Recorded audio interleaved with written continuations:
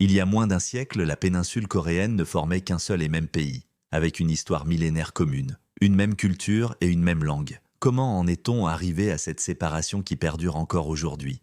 Tout commence à la fin de la Seconde Guerre mondiale en 1945. Le Japon, qui occupait la Corée depuis 1910, capitule. Les États-Unis et l'Union soviétique décident alors de diviser temporairement la péninsule au niveau du 38e parallèle, les soviétiques au nord, les Américains au sud. Ce qui ne devait être qu'une solution provisoire va progressivement se cristalliser. En 1948, la situation se complexifie davantage. Le 15 août, la République de Corée est proclamée au sud, avec Syngman Rhee comme président. Quelques semaines plus tard, le 9 septembre, Kim Il-sung établit la République populaire démocratique de Corée au nord. Deux systèmes politiques diamétralement opposés s'installent, capitaliste au sud, communiste au nord. La tension monte inexorablement entre les deux Corées jusqu'à l'explosion. Le 25 juin 1950, les forces nord-coréennes franchissent le 38e parallèle et envahissent le sud, déclenchant la guerre de Corée. Cette guerre, souvent oubliée, va durer 3 ans et faire plus de 2 millions de victimes. Les Nations Unies, menées par les États-Unis, interviennent aux côtés du Sud,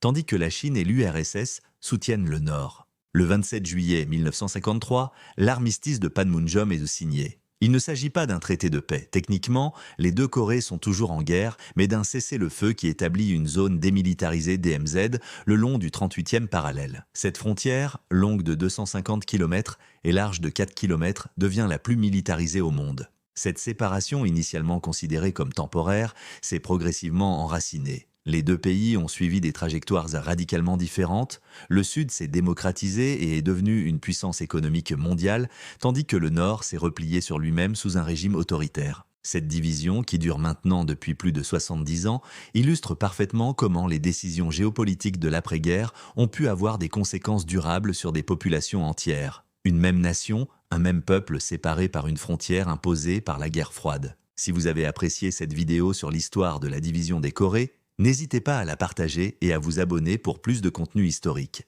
N'oubliez pas d'activer la cloche pour ne manquer aucune de nos prochaines vidéos. À très bientôt pour de nouvelles découvertes historiques.